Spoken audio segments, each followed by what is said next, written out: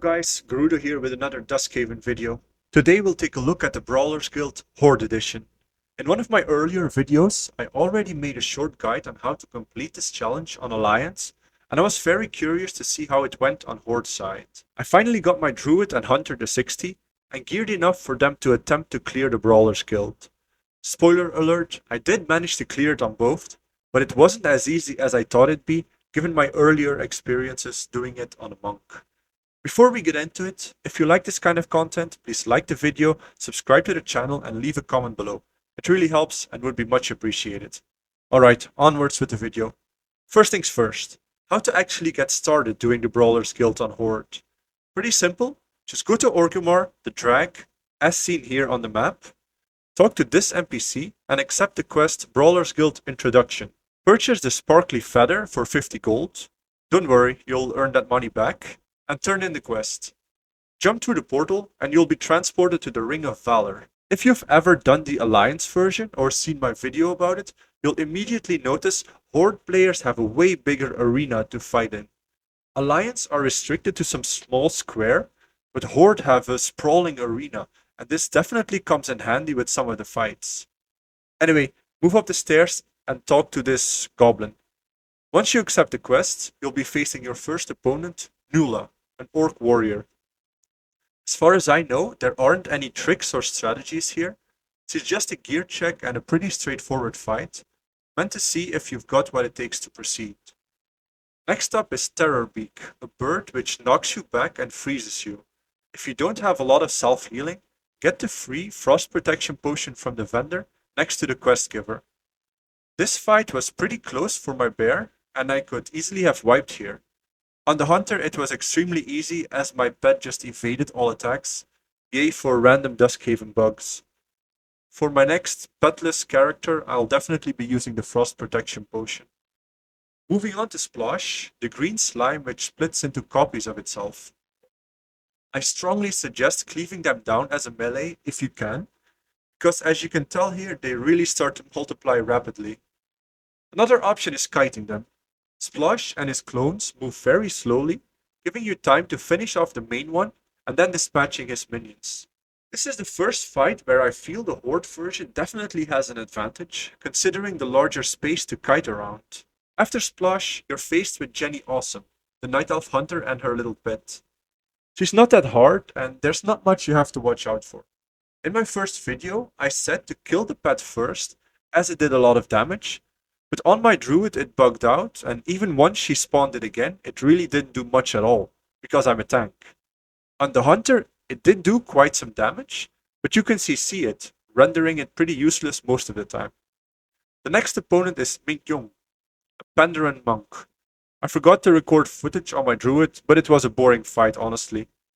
One of his gimmicks is knocking you in the air, but the most annoying part is regrowth. He heals for a lot of HP, so just interrupt or stun him when he's casting it, and dispel the hot if it does get it off. His damage output is very low, so on druid I just went cat form and he dropped easily enough. On the hunter he was a complete joke, with silencing and aimed shots tearing through him. The next opponent is probably the first real challenge you'll encounter, Lozo, a big white bear whose main deal is that he jumps in the air and then smashes you for quite a bit of damage, around 2k on a bear druid and 3.2k on my hunter. I tried to dodge it, avoid it, jump out, but it didn't seem to work. It hit me regardless. On my druid I could just soak the damage and heal through it, but on the hunter I needed to use the correct strategy. The trick here is again using the free frost protection potions. Get one from the vendor and use it before the fight. The protection lasts 2 minutes and the cooldown is lower than that. Get another one, then wait until the potion cooldown is nearly done and start the fight. Burst him with everything you've got, and after a first stomp, use the next frost protection potion. This basically allows you to soak 2 stomps, and a third if you've got enough HP. The fourth will most likely be your undoing unless you've got self-healing or some damage mitigation cooldown. Next up is the infamous Jerva, the witch which gave me a lot of trouble on my monk. All she really does is summon spirits, which explode after 5 seconds, one-shotting you. What you can do is kite them around until they explode, which is when you can damage Jerva a bit. This is what I'm doing here on my druid, just running in circles, taking advantage of the big space the Horde arena provides, putting bleeds on her when I can. This strategy worked, but it took ages, and just look at how many spirits were up at the end. On my hunter I used a different tactic. I used Feign Death for the first and second spirit, then dispatched of them all using Rapid Shot, and feigned the next one as well. I trapped another while healing my pet. It ended up dying, but so did Jerva. Apparently, there is another, much easier way to defeat her, and that is by just standing still and only doing single target damage to her. Supposedly, this will cause the ghosts to not explode on you, making the fight very trivial. I haven't tested this myself, but several people have testified to its veracity, so it's worth checking out this strategy. The next opponent is Turu, the Draenei Paladin. He does two main things. Radiance, which does heavy damage, but you can avoid it by just turning around and not looking at it. He also casts Holy Light, which heals for a pitiful amount. Just damage through it, turn around when he does Radiance, and you should be fine. Nibbler the Snake has defeated many people here, and especially melee have it hard.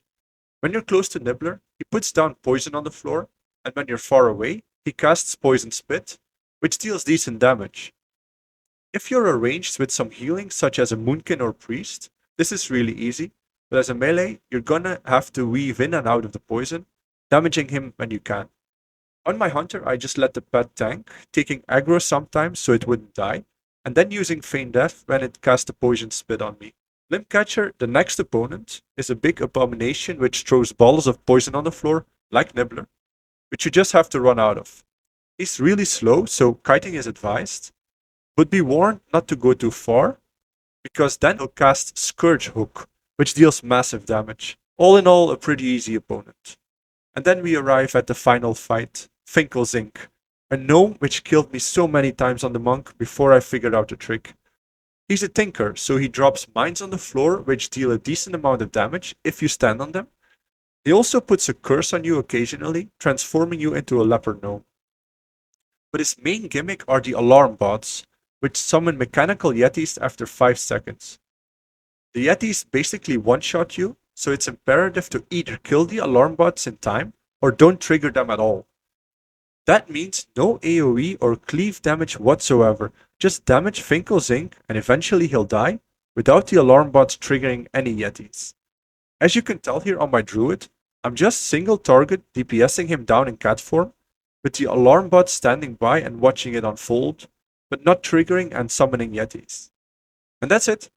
Once you kill this little dude, you can turn in your Brawler's Guild medals for the Battle Lord's Insignia, which starts a quest to get you the title Pit Fighter, the Goblin Shredder mount, a decent tabard, and the BOA Dread Pirate Ring. Congratulations, you've beaten Duskhaven's Brawler's Guild Horde Edition. If you've got any questions or additions, do let me know in the comments below. Thank you all so much for watching and see you in the next video.